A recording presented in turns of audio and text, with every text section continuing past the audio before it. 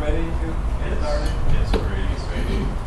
Alright, so at the beginning of the semester, we talked about or proposed a project that we were going to work on for our software engineering class. And today we're going to kind of update everybody on what's going on, what we've done, what our plan was, is, and continues to be. So just to recap who's on the team, I'm Tim. I am heading up the design and the documentation, and I set up the design environment. This is Marquise. He's been heading up the programming, and Daniela's here. She's been doing all of the graphic stuff. Marquise and Alonzo are not here. Who's not here? Sorry, Alonzo and I here. Marquise is here. I was thinking I didn't think there were two Marquises.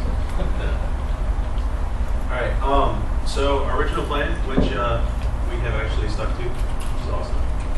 Our first iteration was to familiarize ourselves with the Android API and the program structure. For Android, it's very specific in how you have to design games. We wanted to do a survey for the game, which was our first presentation, to kind of get some feedback what people thought would be cool.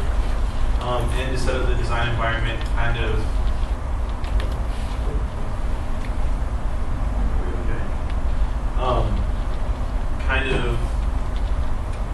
figure out how we wanted to manage our source, how we wanted to be able to work together and collaborate using the software. We ended up deciding on the Eclipse IDE and Subversion, which we'll talk about in a little bit.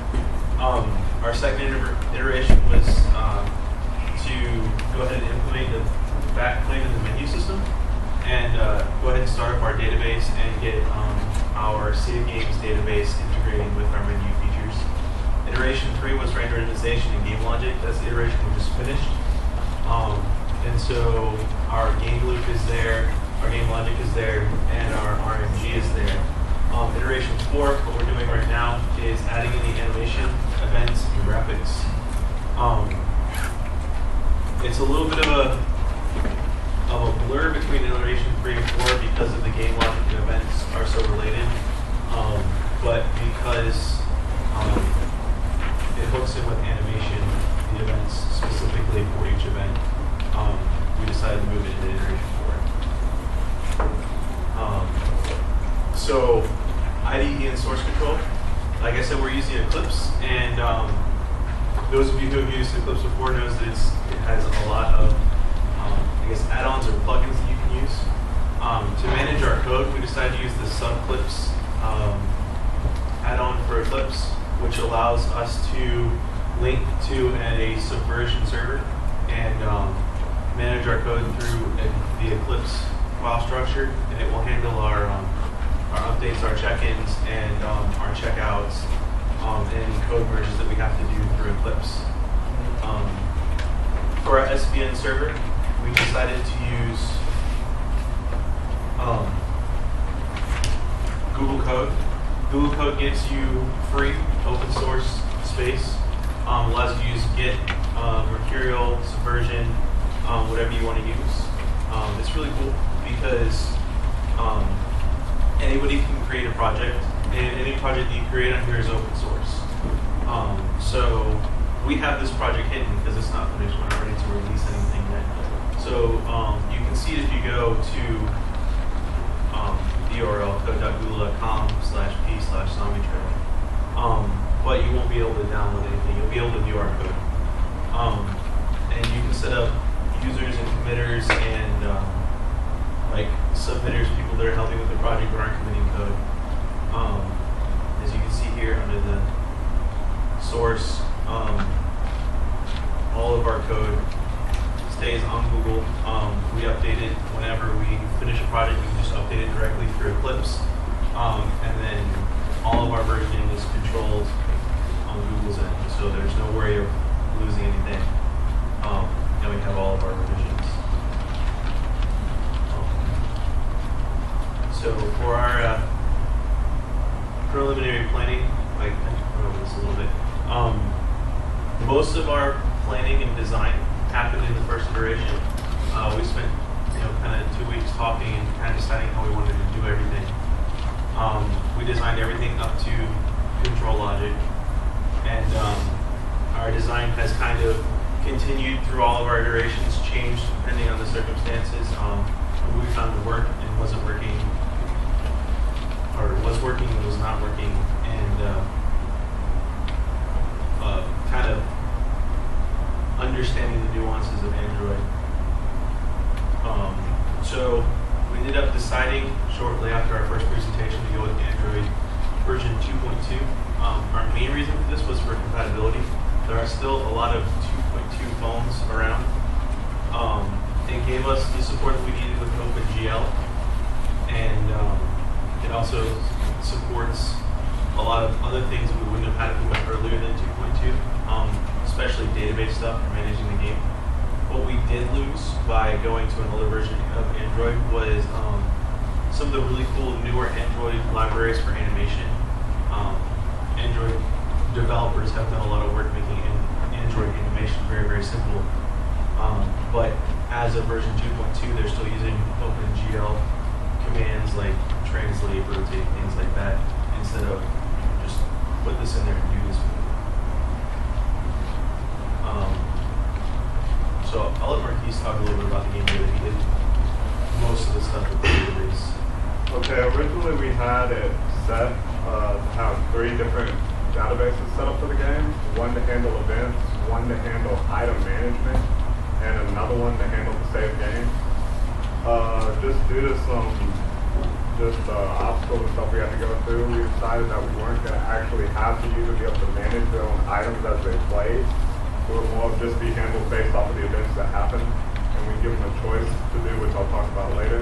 But the database class that we use, Android has its own built-in database class, which is SQLite, and it's pretty easy. It uses pretty close to MySQL queries, where you set up a database, which is basically a table in Android. You can't actually put individual tables in a database, but each database is its own table. And you can set up your own keys, which you can see here. We have all our keys for our 4 different. Say that again. Say that part again. The parts? The tables inside the database. Oh, you can't set up different tables inside of the database. The database is its own table. You can see here we have our different keys for our 4 different people that you have on your trip as you're playing the game, and overall ammunition, your repair kit, your health, your weights, all sorts of stuff like that. When dealing with the database, I have setters and getters that I put in there basically for everything, also with update methods for the different items and stuff as you go along. There was 2 or 3 that I had to add in, which were handling deletions. I didn't want the database just to continue to grow as you deleted stuff and just keep adding it to the end where you have a bunch of empty spaces. So what I did to handle deletions was I just chose a special character, which was like a dash, and set every entry in that row to a dash, so that whenever you go back and try to save a game, you can save over previously deleted spaces by just searching for that special character. Checking for the next entry in the table. Just whenever you start a new game, I wanted you to be able to get a new row to save to and not end up saving over full game data. So I added a method to that, which basically just goes through and looks and sees the last save game entry that's in that table and goes to the next one.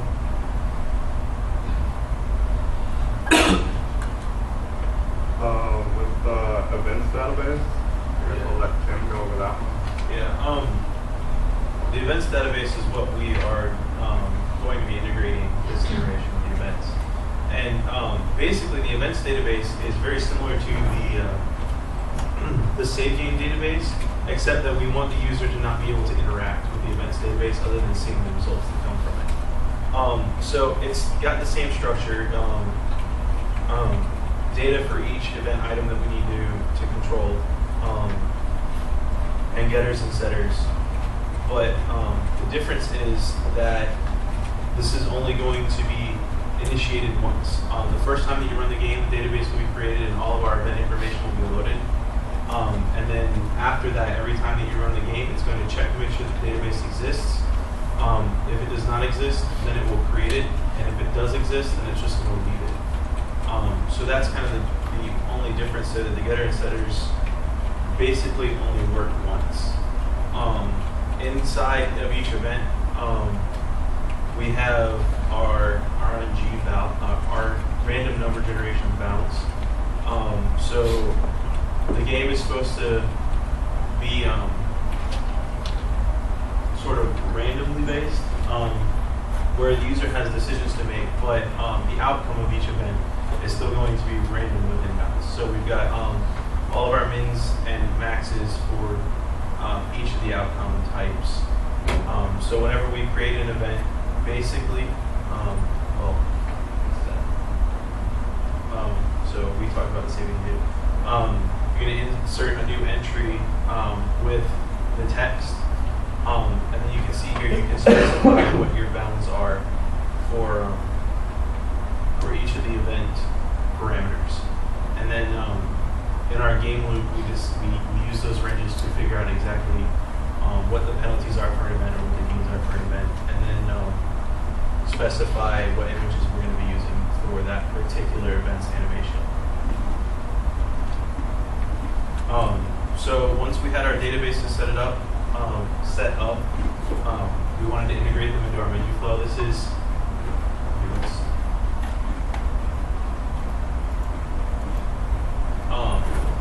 a simplified diagram of what our menu flow looks like. Down here is where you get into the actual game. We'll look at that a little bit later. But basically we have a main menu with 3 options: start, options, and scores. And from that main menu, you can get to any of the other menus. Our challenge here was to make sure that there were no loops in the menus. So you can see here we have lists of scores, lists of save games. Those are essentially doing the same thing. They're taking the data from the save games database and displaying them. But because the functionality is slightly different, they end up being separate pages. So some of these are buttons. The lists are elements within the pages, and then you can redirect to other pages. So we didn't start up a ABD on here.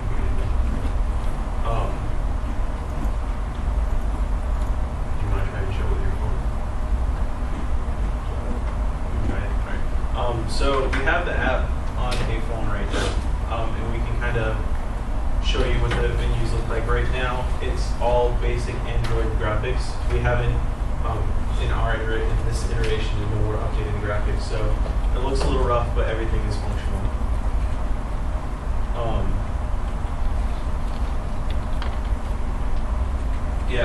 So our challenge is interfacing with the database. It was a little bit difficult trying to figure out how to create a list of the save games, like a scrollable list of items, and still be able to select an item and look at the specifics for it. So for example, when you see a list, you're going to see the owner of that game and then their score. But if you click on, or if you tap on that entry, it's going to take you to another page that shows you more about that game. So you're going to see what everybody's health is, what resources are there, and be able to go back to that list.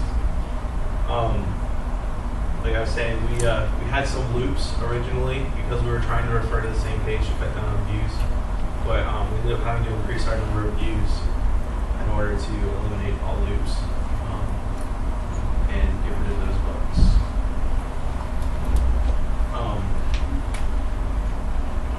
The next iteration was working on the game loop. So after retrieving the game specifics from the user within the menu structure and the first views of the game, the program enters a game loop. What a game loop is it's a control structure that basically allows the game to continue to run regardless of the user's input. So when you're playing a game, you don't want the game to stop and then break if you don't click somewhere on the screen. So basically what this does is it makes sure that, while people are alive or while the user does not want to quit, the game continues to run. It's not, stop and refresh, stop and refresh. It continues to run smoothly. A typical game loop looks for things like user input, calculates AI movements, moves enemies, checks for collisions, and draws graphics. Our very similar.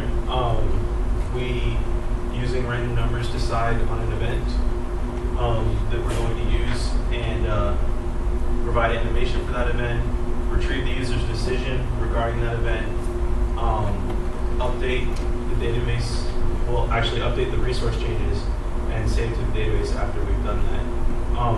Originally, we had planned to have the user choose when to save, but we had figured out a way to exploit that to where if you want to get a really high score, you could load a game and keep loading that same game over and over again until you got a desirable event, and then save the game. And so if you could keep doing that, there would be no way to lose the game because you could just keep resetting, waiting for the right events to come. So instead, we save for you after each event. Once you have continued to your next day, and something has happened, it's saved. You have no option to go back to the previous day and kind of exploit that mechanic. So this is what conceptually our control logic looks like. And Marquise can go over that code in just a minute. Basically, there's a lot of random number generation. And the diamonds here indicate decisions, either from the user or the game. So we have, in order to path our game, we have a range. So let's say for, we want to have 25% good events and 75% bad events. So we're going to choose a number between 1 and 100, and based on the number, we're going to choose which path to take. A static event loop is going to be just like the normal day, nothing happened. So it's going to, animate, everything went fine. These are your daily resource changes. You need to use food, or you're going to lose health. Normal vehicle wear and tear, things like that. More likely, you will get a random event. And if it chooses a random event, if it goes on that path, it's going to choose another random number to find from our list of random events which one is going to occur. Once it gets that event information, it's going to decide whether that event is a good event or a bad event, which is one of the things that's stored in each row, or in each event row. So if it's a good event, it's going to tell you about the event. This is what's happening. It's going to animate it, so it's going to show what's happening, and then it's going to calculate your resource changes and tell you what happened. So if it's a good event, we didn't really see any point in having the user decide anything, because there's no reason they would want to say, no, we don't want these free resources. The decision comes in if you get a bad event. You have two choices. You can either stay and play the RNG and see what happens, or you can run. If you run, there is a heavy penalty. So the choice of running really, it can be beneficial. If you get a bad event and the numbers go bad, then it could be a lot worse than running. But there is definitely a strong deterrent to running. And then calculate the resource changes based on that decision and save. So you want to kind of show the game a little bit? Yeah. Okay. With Android, how the different screens are handled or how the game loop is handled is fairly simple. Since there are things called views, and basically a view is basically what's shown on the screen, and you handle those views based off the classes that are inside the views. So for instance, when you first start, you're coming into this game loop, and right here you have where it sets up, it pulls down out of your row, wherever you're at in the save game table, it pulls down all of your health values, your repair kit, and all that, and there's a button that pops up that says start day. We added this primarily because we felt like without having something for the user to actually start the day and get started on whatever was going to happen that day, we felt like the game just kept looping and looping and looping, and there was no stop and no pause, and just stuff was constantly happening. After you click that button, it goes down and it calculates your random event. This 0 to 100 value was just solely used for testing. But what it two images.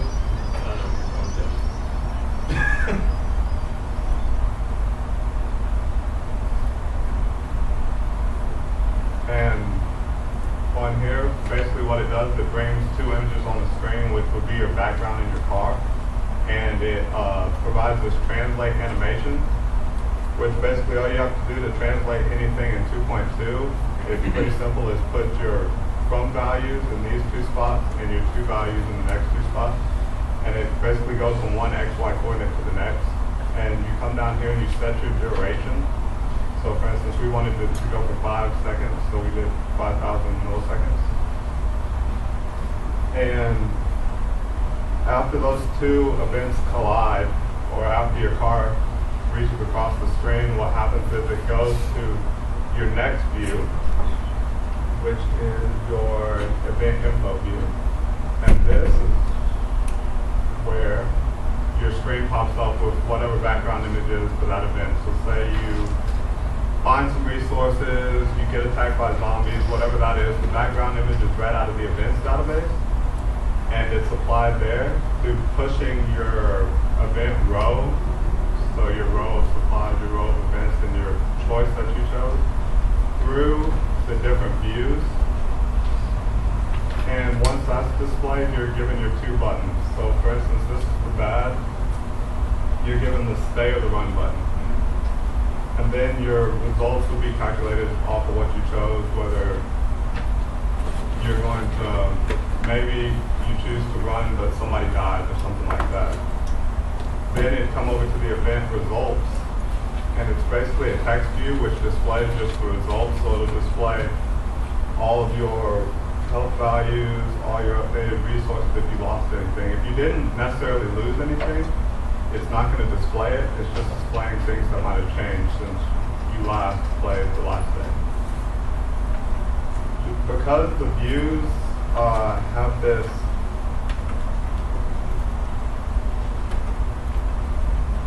next screen, and you can just start activities going through. We originally had it set to where, I originally had it set to where I'd use this while loop. I'm going to try to just overlay different views, so as maybe like as the event happened, an overlay pops up on your screen, and then you click there and the next overlay pops up, and then it just makes them both invisible and you're back at your game loop screen.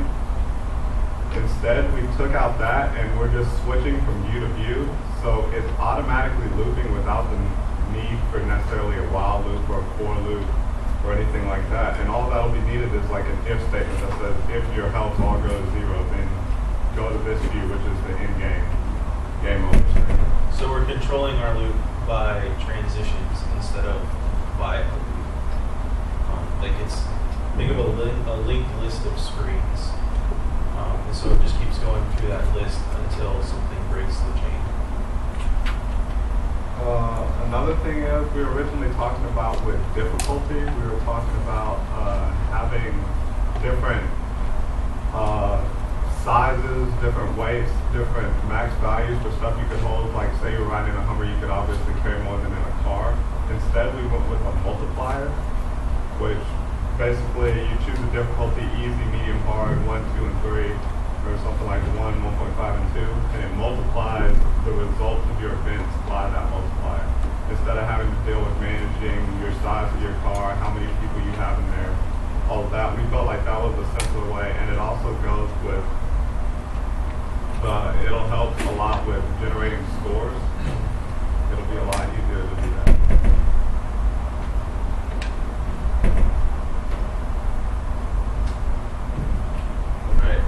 So what we're working on this iteration is getting the graphics set up. And so these are some of the preliminary things that we are working on. You can see we've kind of decided on our vehicle. It's going to be a green heart. Kind of awesome. And these are some samples of what the buttons might look like and what the home screen might look like. We will have this done by next Friday is when we're presenting this. So this is just kind of a look at what our progress is right now. This is on game. So we've had a few obstacles. It's taken us some time and we haven't all had a lot of time. Just we're all seniors. We have a lot of stuff going on in basketball. So we haven't always been here. So that's been kind of our major obstacle. Also, in-game resources. As you know, phones don't necessarily have a whole lot of resources to them. I mean, especially like the Android 2.2 phones, the older phones. So we've been trying to figure out how to cut down on file sizes, cut down on database sizes, things like that, so that when you do run the game, it's not taking up all of your resources, and the size of the game itself is not too big. We figured out that a lot of the space was like disk space was coming from the size of our images. So we need to scale our images properly and figure out what our best ratios for that are. The way that Android handles images is that it has 4 copies of each image that you would be using in the game. So you have a low resolution copy, a medium resolution, a large resolution, and an extra large resolution. So instead of using 4 images and just scale them, you actually have to, or one set of images and scaling them to each size, you actually have to have 4 different sets of images. And when you download the game, it takes them all. So we're trying to figure out how to get those images to a manageable size. But that's the state of our game right now. The phone is going around. You can see our menu screen. You can get into the game, which is what we're working on right now. So it's not functional in the sense that you can play the game in it, but you're stuck in the loop, so it will keep going. Do you have any questions for us, comments, suggestions?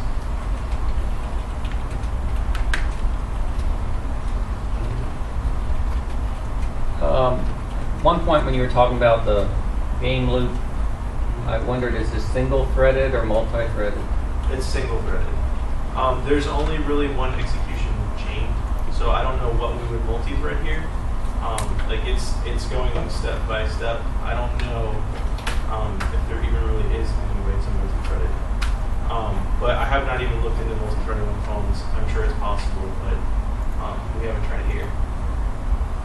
It seemed like it might be an option for the multiple things going on. But that's a design decision, I guess. And is this designed for phones only, or tablets, or Chromebooks, or PCs, or? Well, Android only really has tablets and phones, but the design for the game is for Android, and then whether you choose to run it on a tablet or a phone really depends on the images. And I was telling you, there's 4 different types, so it pulls from whatever type of images fit with that device. So it should work with a phone exactly the same as it works with a tablet. That being said, we only have phones to test on. None of us have Android tablets. I'll let you use one. Donate us a tablet. All right. I'll lend you a tablet. So yes, we would like to try it on a tablet, make sure that it's still working properly. The way we're kind of handling where things are placed on the screen is by screen percentages. So it's not going to move the buttons all around. If we switch to a tablet, it's still going to be this portion of the screen. And then with the proper graphic, it should look the same, supposedly.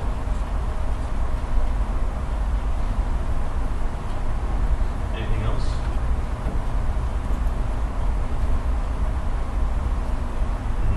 Early on, this is not about your project, but earlier on you were saying that you chose Android 2.2, and in more recent versions that Android animation has been made simple. Can you elaborate on that? Yeah, let me show you.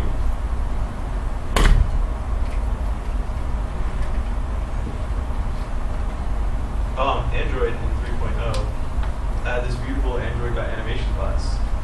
And basically everything that we're doing with our game loop and controlling by hand with translations and setting times and listeners for each item on the screen, it has actually created objects for that. And so you see time interpolator, time animator, and time animator and animator listeners. Basically, it's all those things that we're writing by hand built into Android. So what's taking us, 15 or 20 lines would be 3. It's cool, but at the same time, different. So it makes it a lot simpler, but it would break our code going back. So it would definitely not work on 2.2 phone. But it allows you to build animations a little bit more conceptually using these objects instead of having to physically sit down and say we're going to translate from this location to this location.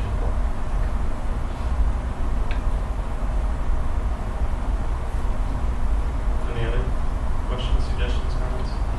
So your game is 2.2 compatible, so can further versions of Android use it? Yes, like any version beyond 2.2 can use it. Yes. Have you practiced any kind of distribution? I realize you have it on your phone, but is that part of some kind of distribution package, or is it just making a clip, send it to the phone? It's just making a clip, send it to the phone. Distribution, as far as I understand, I haven't looked into it too much, is that you have to get it approved by the Android market, put it on the Android market, or put the package out online and create the executable. Download it, right? Right. And so we haven't posted it anywhere yet, but you still have to create the package through Google, if I understand it properly. Like, so you give Google the thing that creates your package for you. Is that a part 2 thing for this project then, or? We would like to get that far, but yeah, the way the project is set up is it is accessible. Like, we don't have things like sound, and we have a smaller number of events and things like that. So the game is built to expand. But if we can get it to a point where we would like to make it freely available, we would do that. But we haven't looked that far yet.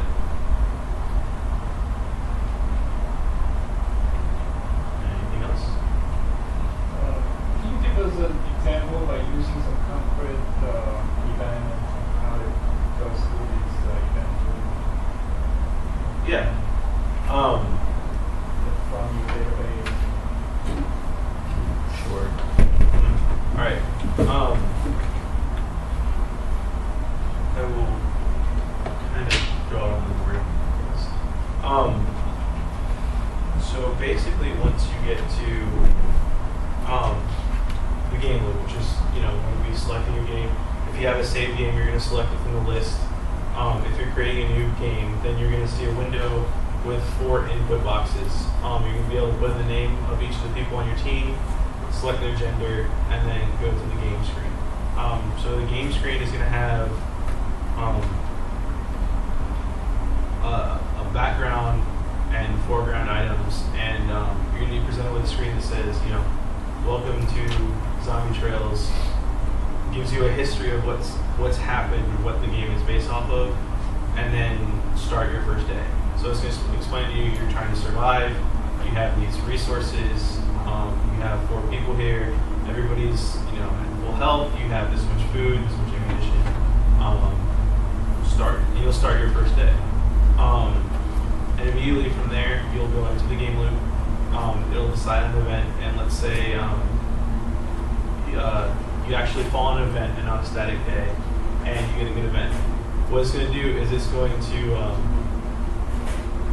show an animation. So let's say you're pulling up on a convenience store. You're going to pull up on a convenience store in the game, and it's going to say, if you pull up to a convenience store, this is what's happened. These are the things that you've gained. These are the things that you've lost. This is what's happening today. It'll give you an option to start the next day. So the next day you'll leave the convenience store. You'll see, maybe it's a normal day. You'll just see an animation. It'll say, today has been a normal day. These are the normal things that happen every day. You know, are you ready to start the next day? And it'll keep looping like that. If you get a bad event, before it animates, it'll show you, it'll say, this is what's happened. You know, horde of zombies approaches. Do you want to stay or do you want to run? If you run, then you'll run away. You'll see your penalties. And if you stay, bad things will happen. And then that day will be over. So no matter what happens, that day is over. If at some point all 4 of your people are dead, then it will alert you that you have died, you have failed, give you your score, and then it'll go back to the home screen.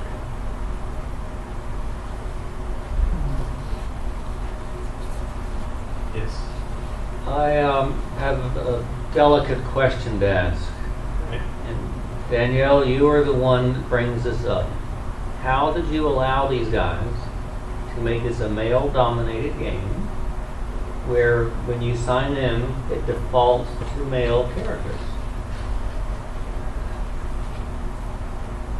I guess that's always been done. That, I mean, I don't game, so I don't know, but I would have think they would have you choose a gender, or does the gender make a difference on the characters? Just the little icon that you get that Are they pink and blue? they're girl and boy. They're girl and boy? Okay. I just was shocked when I went to the phone and it had, the default is male, if you want to be female, click the box. That just seemed odd. And I would think you would not allow such a thing.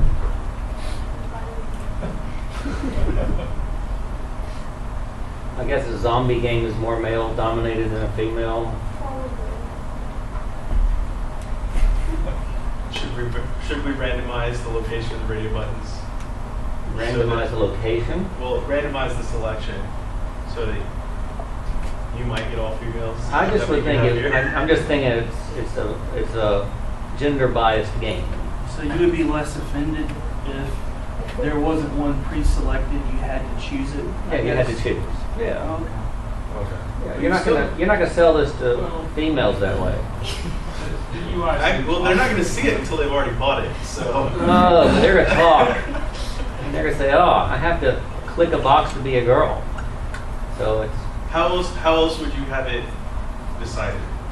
well. First off, does it really matter in the decisions of the game? No. Okay, and then maybe does it if you want them male. I mean, I don't know how the game works, but it surprised me that the default is we have 4 males doing this, and if you want to be a girl, you got to click a box. So it's not a techie thing; it's more of a social thing. So you would rather see 2 radio buttons, one in, one Yeah, out? yeah. And nothing Well, pre-selected? there's You a have to choose awkwardness. it. There's a bit of awkwardness to that, to the way that it's designed, right? You could default to male, but have the selection right there. Because how would you get your character from one? How would you get it back to male if you want? Like sex change your character in the middle of your game. Like you were putting it in, you had a fat finger moment and hit the female radio button. Right. How would you get back to male? Oh, and you're You just design. hit the radio button again. Is it just It goes on and off. It doesn't select it until you go to the next Click it screen. off. Yeah, doesn't set it till you switch It over. goes on and off. Yeah, you can just switch back and forth as many times as you want to, but once you have gone past that, then it saves it. well, that's Yeah. I think the awkwardness is the selection. Yeah, well, it's like it should show up as a text box with a radio button right next to it. So you can just select which one you want for each name and go from there. I would think having the choice there would be more socially acceptable. But I'm not in the gaming world, so maybe it's a. We'll make it more socially acceptable. Thank you. Anything else? Do you have any specific, feedback you want to get from the audience or any suggestions? How to make a decision?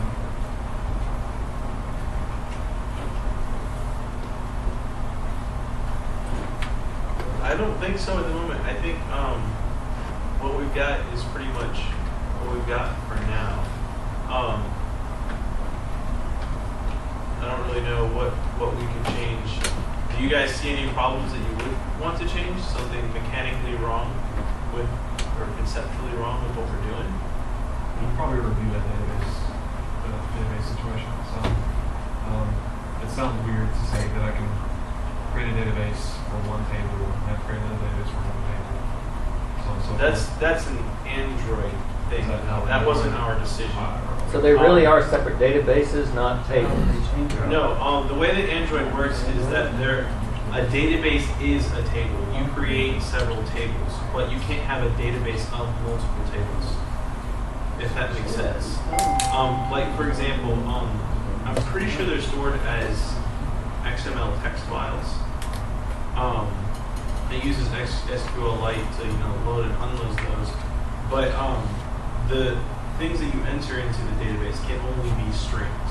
Like for example, you can't put an int into the database. It has to be a string that is the int, and you have to convert it coming back out.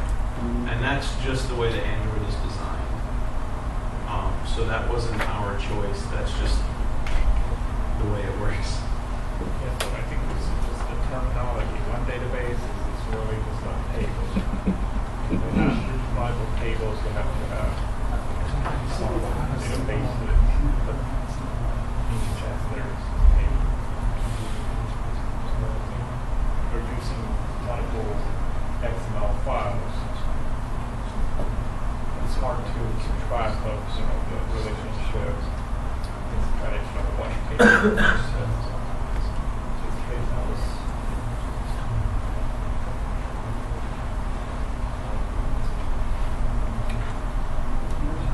Anything else? So, our final system demonstration day, We'll be done with this. Done? Done, but maybe not done. Done, like we'll be turning in the results of our last iteration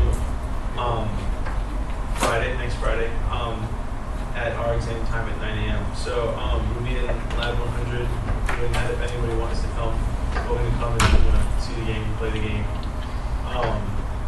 We'll have AVDs down there, the virtual devices, the Android virtual devices. We don't have them up here because we've been working downstairs on our laptops. Oh. Yes. How did you get it on Marquis' phone? So it flips. Yeah. So it flips it just through the cable, you just say upload? As soon as I plugged it in, so for the first time, as long as it sets the search automatically for the first running virtual device, it automatically put it on my phone. I actually figured that out one night after trying to put it on my virtual device and couldn't find out where it was going. But does Eclipse generate a single file that gets sent to the phone? Mm-hmm. Is it like a PRN or something? I think it's PKG. PK, okay. So if that were online, it could be downloaded to a phone? Right. We could do that. Yes. Okay. Does the whole team have devices, or is it like a mix? We've been using the AVDs, and then whoever has the phone has been using the phone. But several of us have iPhones, not Androids. Someone has an iPhone he leaves in the classroom a lot. All the time. Is that something? That's me. Alright, well, that's where we're at. If you guys want to ask us any more questions or give us any more suggestions, feel free to talk to us. But we'll hopefully see you next Friday.